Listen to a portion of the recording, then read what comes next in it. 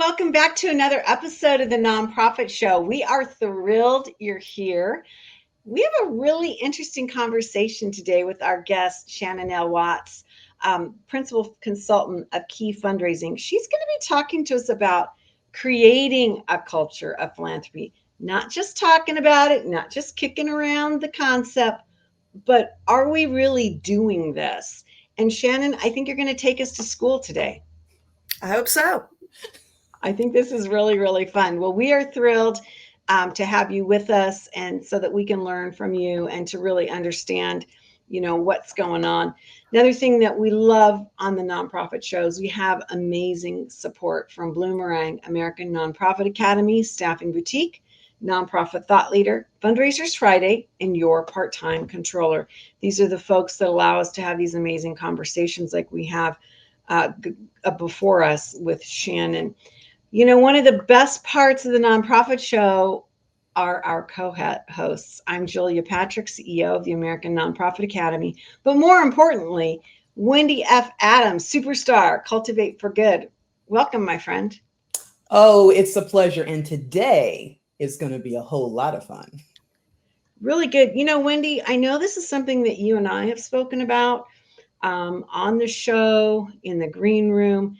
And so I'm really thrilled that you're here as part of this conversation. And I also want to call out that you're the one that brought Shannon Watts to us and made this introduction. So that's even more impressive and more powerful. So Shannon, welcome. I have to witness to everyone, please go on to keyfundraising.com where you can read about Shannon. But the best part is Shannon has these two massive animals that are stunning. And they're Great Danes, Shannon? They are. They're Great Danes. They're my babies. Well, they're not baby size. They are massive. And it's a really cool image. And you can learn about Shannon and the life that she leads that has brought everyone forward. But before we get into this, Shannon, talk to us about Key Fundraising and what it is you do and how you navigate this part of the nonprofit world. Well, Key Fundraising is my own one-person shop. I'm a one-person consulting firm, Key Fundraising, founded 19 years ago. I've been a full-time consultant in the fundraising and development field for 19 years. And I work primarily with grassroots nonprofit organizations, which is one of the things we're going to talk about today. Mm-hmm. And I help them with a little bit of everything. I do grant writing. I do annual campaigns. I help with social media. These grassroots nonprofit organizations, a lot of them, their budgets are less than $1 million traditionally, and they need help in a variety of fundraising and development fields. So I work with those grassroots nonprofit organizations to help them raise more money. I love it because it seems to me, Shannon and Wendy, I'd love to get your opinion on this. These things that you talked about, they all weave together. And when they are well woven, they're so strong. Like mm-hmm. They're like Kevlar, right? Mm-hmm. And so I love that you can look at the bigger picture, and that's just remarkable. And I think one of the bigger pictures is this culture of philanthropy. So what does it mean? Yeah. Well, a culture of philanthropy is where everyone shares responsibility for bringing resources into the nonprofit organization. And that doesn't mean that everyone's responsible for going out and making the ask with donors. What it means is that everyone with the nonprofit values philanthropy, understands its importance to the mission, and is all a part of the team to bring those resources, dollars, volunteers, advocacy, so that the mission can be accomplished. It's about integrating philanthropy into the mission so that your organization can do more and do better. Very brief summary. Would you like for me to go more in depth? No, because I'm looking at Wendy. Okay, Wendy, when that was a beautiful description and very concise and articulate.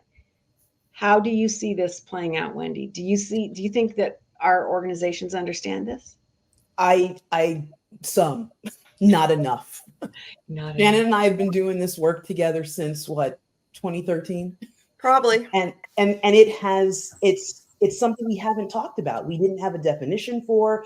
We knew that something was missing, this foundational piece of everyone has a role to play. So the answer to your question, Julia, is not enough of, but that's why bringing this forward, it's like, oh, this is the piece that's been missing, whether grassroots or the larger organization. And I won't steal any thunder, but it's easier for one of those entities than others to get into this. Mm-hmm. You know, it's so fascinating, Shannon. I've got to ask this one question before we move forward. When you go to an organization and you talk about this, is there pushback? Is there somebody that's like, oh, no, I'm the receptionist, or oh, no, I'm in programs. I don't do that. That's for them over there. Like, are people afraid? Yes. And we'll discuss that when we get to barriers, but that is one of the barriers. That's your job, not mine. Yeah. But fundraising in nonprofit organizations, especially grassroots, that don't typically rely on those federal grant dollars coming through, fundraising pays everyone's salaries. So everybody needs to be a part of the team to get the mission done. But yes, there can be pushback, and not just from staff members, from board members, from an executive director. And to build a true culture of philanthropy within your nonprofit organization, everyone needs to be on board.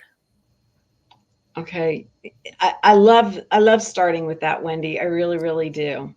And it is. I mean, what other, we go back to the why, our why, and this makes that solidified, right? That the why is everybody's lift to do. Mm-hmm. Well, we jumped into this space of, okay, so we know what it is. Are there these pushbacks? What are those true spaces and places that you are feeling the most pushback? Mm-hmm. Well, talking about barriers, one of them is the pushback, the stonewalling, that I don't do that. And this is a conversation you need to have with your board of directors, with your staff, and even volunteers. Volunteers are great with the culture of philanthropy, but it really starts with the executive director. If the executive director is not on board, it's very hard to build a culture of philanthropy. The executive director is traditionally the face of the organization, and they need to be living that philanthropic dream and understanding that they need to help bring in those dollars, help bring in those resources. Then the board also needs to be involved. And I would not tiptoe around that. Do those board workshops. We're building a culture of philanthropy. Everybody has to be on board. Everybody has something to bring to the table. Of course, the board of directors need to give to the best of their ability, whatever is comfortable for them. Hopefully, the nonprofit organization they serve on, they are a number one, number two, number three philanthropic priority for those board members. They need to do that. And then they need to get the word out there and spread the word about the organization. They need to be the biggest cheerleaders. The staff need to be on board. And I do not suggest giving each staff member a fundraising goal like they give us, the development professionals. You want them to set their own goals. That way they are more invested in it. And that goal doesn't have to have a dollar sign next to it. It can be, I know this person in the community and I think they would be a great fit for our organization as an advocate or as a donor.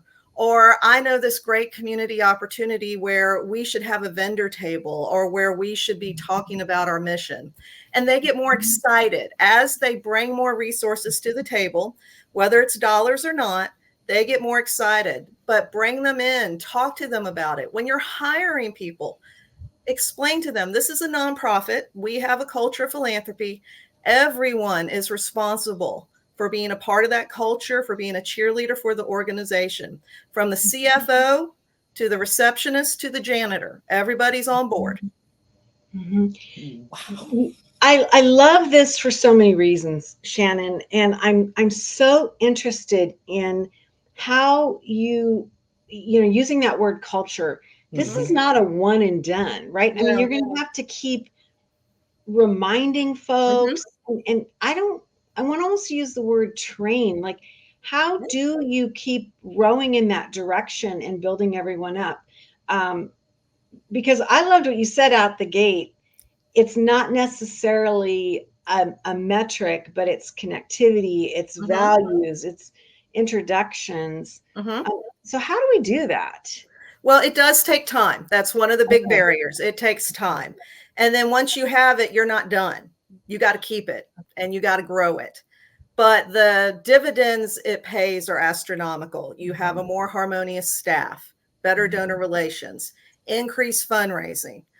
But yes, it does take time. And with time, make it a part of the culture. Talk about it. Don't just talk about it once a year when you trot out the strategic plan and say, "Oh, did we do the checks?" But talk about it, and not just during the holidays when it's the biggest fundraising season traditionally for nonprofits. Do the rah-rahs. Celebrate when a staff member gives to your organization. Celebrate them. When a staff member brings in that and accomplishes their goal, celebrate that goal. And your celebration can look like different things. It could be, we got donuts for everybody today. Yay, Shannon made a connection that brings in that, Yeah. They love us and it's a new connection. They've never heard about us. It could be donuts. It could be a pat on the back. How many times as fundraisers have we raised dollars and, okay, great, now go raise 10% more, has been the response. And that deflates us. Yeah. So we don't want to deflate our staff. With a culture of philanthropy, we're celebrating all the wins, and all the wins are anything that brings in a resource to the nonprofit. The mic just keeps dropping. You said it, setting expectations. I mean, from new hire orientation, there's nothing that says, oh, I didn't know, I didn't understand, I didn't see my place, my role to play. We're setting it right up front. When we say time, talent, treasure, but you really spoke into how we walk that out, because we're not going to set for staff what those goals look like. It looks different for the development team, but we're going to make sure that we celebrate when a new relationship comes into play and let them set that. Now they've got ownership of it. Gosh, that is game changing. Well, thank you. Wendy, let me ask you this. If we're not setting goals, but we I should say we're not like giving goals, right? Yes. We're asking people to set their own. How would you see us measuring, monitoring, so that we get to those celebratory moments and that we also encourage it? Like, what does that look like to you? That looks like as often as you're meeting with your team, that you're talking about that you're given space in those meetings for those celebrations, that it's not something that we set at the beginning and we pick back up at the end. It's got to be a part. There's the culture. That's the component of culture. And if I can add to that, it's not just with your team. It's not the development team or the executive committee. It's the entire organization. And another big part of a culture of philanthropy is that the development director, whatever title you have for that in your organization, is an executive level staff position. They're in the board meetings. They're part of the discussions. They are a decision maker. The development department is not in the basement, not in the back office where nobody can see it, and we only go there when we need money. They are a key part of the organization, a valued member of the team, and on equal footing with all other executive leadership.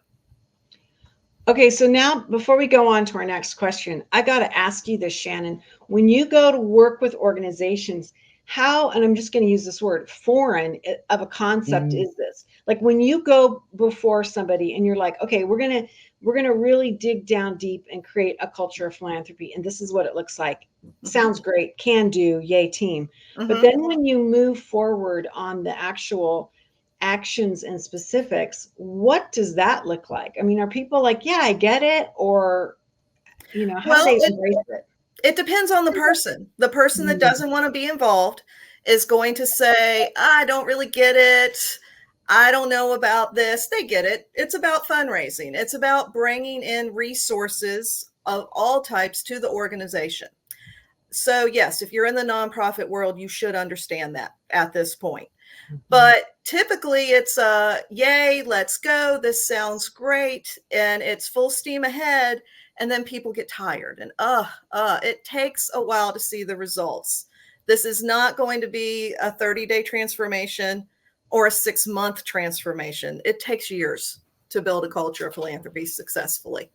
But the changes keep adding up until all of a sudden 5 years down the road, you're like, wow, we have doubled our capacity from where we were 5 years ago. And Amazing. I feel confident that when we speak into and start to talk about the grassroots organizations, that's where you're really seeing them embrace this culture of philanthropy. And I'm sure there's a tie between those two things. It is. It's easier for a grassroots nonprofit organization to develop a culture of philanthropy. In full disclosure, I just got and earned my master's in philanthropy and development from St. Mary's University of Minnesota. Thank you. And I did my capstone project on this subject, a culture of philanthropy. It's not new. There are lots of resources out there about it, but I did my capstone on a culture of philanthropy and how that would impact grassroots nonprofit organizations, because those are primarily my clients, grassroots. And I thought the two would tie very nicely together, although in a capstone, you're not supposed to give your opinion, which I learned, but they do tie very nicely together. Grassroots nonprofit organizations, everybody's already cross-trained. It's grassroots. You are the executive director, but you're also giving the tours, and you're also looking at the spreadsheets, and you might be the janitor too as the executive director. You're also cleaning the bathroom. The program director helps across multiple programs. Most grassroots nonprofit organizations have budgets of less than $1 million. That's 92% of the nonprofits in the United States. $1 million doesn't pay for a lot of staff positions these days. No. So everybody's cross-trained, which is great because everybody's a part of the team, which is the foundation of a culture of philanthropy. It also has the bottom-up mentality, grassroots. We're starting at the grass level and we're working our way up. We're not working our way down. So that is a natural fit for a culture of philanthropy. And then in grassroots nonprofit organizations, every gift counts. Again, there aren't a ton of federal dollars making up 90% of the budget. You're celebrating the $100 check, the $5 check, and the $10,000 check that comes in and makes your entire week. So every gift counts. And every gift counts in a culture of philanthropy. You know, Shannon, I'm fascinated by this so much. And again, congratulations on a major educational achievement. I personally, and I'm going to step off and step up onto my soapbox. You know, our profession in our sector needs elevated education, and there's not a lot offered out there. Surprisingly enough, it's growing. But we need to be celebrating and promoting the ability for people in the nonprofit sector to achieve this higher level of education, because it's only going to help everybody. It's such an important thing. So I want to take a moment and really celebrate that for you, because I know it's a heavy lift. And so bravo. When we talk about this concept of the grassroots piece, as Wendy mentioned, I thought it was fascinating, Wendy, that Shannon brought up cross-train, and I had never looked at it that way, but there is a cross-training, a thing going on. And what do you see with that when you look out at the landscape? Well, what I'm seeing is that we now have vocabulary for it. Instead of this negative, I just have to do everything. No, I'm trained. I get to, because now I have the equipment, I'm resourced to be able to do it. And going into grassroots, there's not many of us, it may just be that there's the one, but when you bring someone new on, you want to make sure that they understand fully what they're signing up for and get them the resources. So it just changes the way that we view the heavy lift. Yeah, it's real. I love that you phrased it that way, because I think you're absolutely right. And I think it's also kind of an interesting way for us to be more connected to the impact of fundraising versus just numbers on a spreadsheet, or I think, frankly, and I'd love to get both of your opinions on this, I think a lot of times we surrender the stress of fundraising to people in development, and we're like, that's their problem. Absolutely. Oh yeah. Shannon said 92% of our 1.8 million nonprofits are grassroots. And I would say 99.9% of those think that it's the development's job to be able to bring those funds in. That's it, Mhm. right? That number is even higher if we think about that's their job. And so, yes, to be able to hand that empowerment and that ownership from the beginning, when Shannon started to really flesh this out and put this together with this definition of grassroots and how it's coming together with, it really just knocked me down and said, a vocabulary now that we can all grasp and to move forward on. Mhm. Yeah. Yeah. When you're out in the community and you're doing this work, Shannon, and we kind of alluded to this a little bit earlier, but are you finding that there's a certain group of people that are like all in? I mean, you started off by saying the CEO or the executive director, they got to lead on this and they've got to believe in it. But do you find that there are other groups or job descriptions pushing this concept more than others? Well, of course, the development department loves the Mhm. concept of a culture of philanthropy Yeah. because they need help. We need help. When someone comes to me to talk to me as a consultant, they're not coming to me because fundraising is already going great and they don't need me. They're coming to me because they need help and fundraising isn't going great. So they are very eager to listen at that point in time. A lot of these grassroots nonprofits don't have a development department. They may have a development director or a development manager or the EDs responsible for it all. And no one person in a grassroots nonprofit organization or two people can do everything. And so they are eager to learn. They're eager to learn what it can take to develop a culture of philanthropy, because we do have some examples among my clients where we have developed that. And so other people come to me, we want what they have. And I respond, okay, this is what it takes. And it's going to take 5 years. It did Wow. not happen overnight. Wow. So the development department, whatever that looks like for the organization, is always very excited. And when a culture of philanthropy truly takes form, that development director or development manager, a big part of their job becomes managing the culture of philanthropy within their organization. It becomes talking to people, keeping it at the forefront, training people, and being that rah cheerleader. But the results are exponential because it's not one or two people doing it anymore. It's the entire organization working together as a team.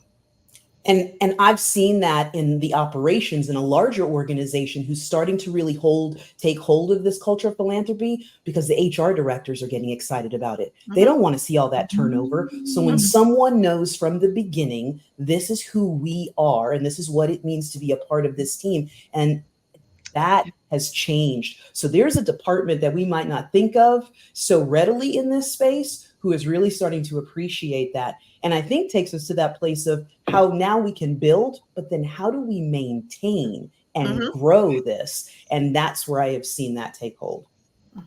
You can build a culture in a larger organization. It's just a little bit more difficult because you have more people, more departments, etc. But it can be done. It's interesting because you know what? My first reaction to what you said when we first started this episode of the Nonprofit Show was I thought just the opposite. I'm like, oh, Shannon, how is a small ship going to be able to navigate these waters? No, it's got to be, this is only for bigger institutions, right? So I love that you flipped that around for me, because in my mind, all these years, I've thought that this is really for that larger size of organization.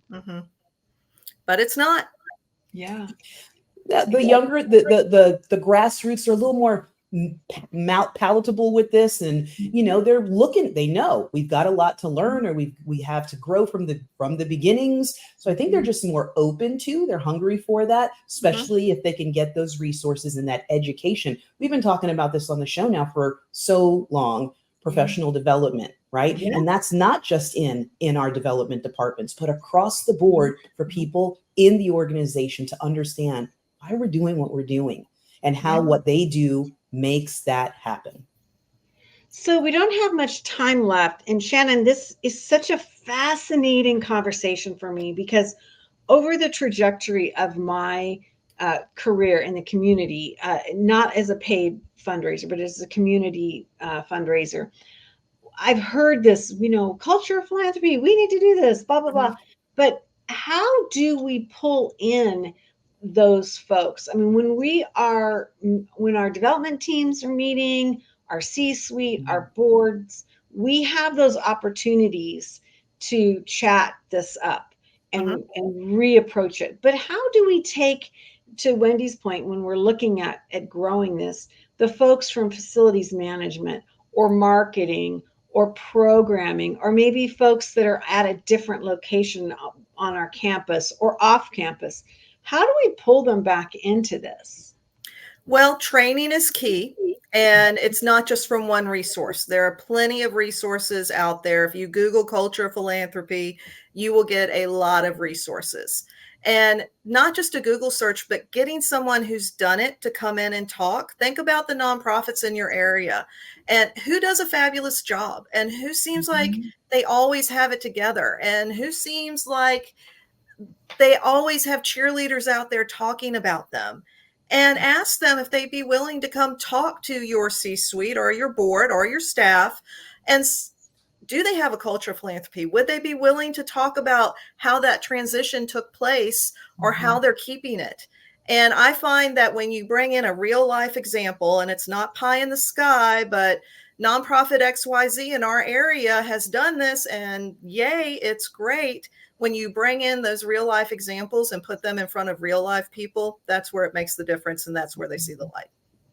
Yeah, I love it. I think that's a tremendous amount of wisdom.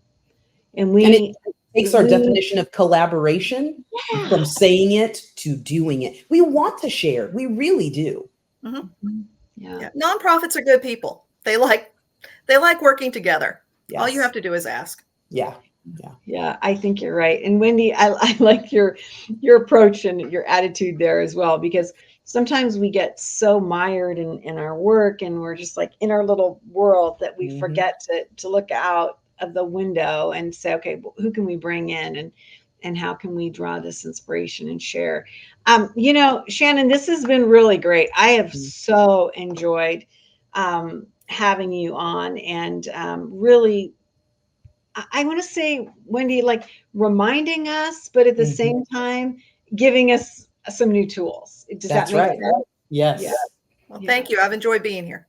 It's been a lot of fun. Shannon L. Watts, newly minted higher education. Do you have your mortar board? We should have had you bring that with her MA and also a CFRE. So she knows what she's talking about as a principal consultant of Key Fundraising. Visit keyfundraising.com. You'll learn more about Shannon, her work, her approach, and the type of work that she's doing that really is such a pivotal piece, I think, of future and sustainable success. It's not just a pie in the sky thing. It's a real approach that you take into your organization. And again, when we use the word culture, that says it all, right? I mean, it's a powerful, powerful word. So Shannon, this has just been amazing. I also want to make sure that we thank all of our presenting sponsors. They include Bloomerang, American Nonprofit Academy, Staffing Boutique, Your Part-Time Controller, Fundraisers Friday, our new Friday episodes just dealing with fundraising, and Nonprofit Thought Leader. Wow. Okay, Wendy, you're a rock star, which we all know that.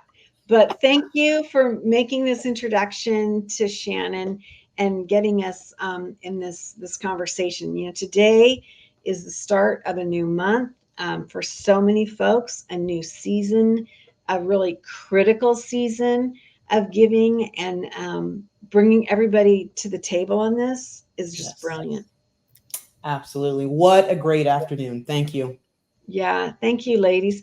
Hey, as we end each and every episode of the Nonprofit Show, we want to, first of all, talk about the nonprofits and the service that is being given and is desperately needed in the southern part of our country.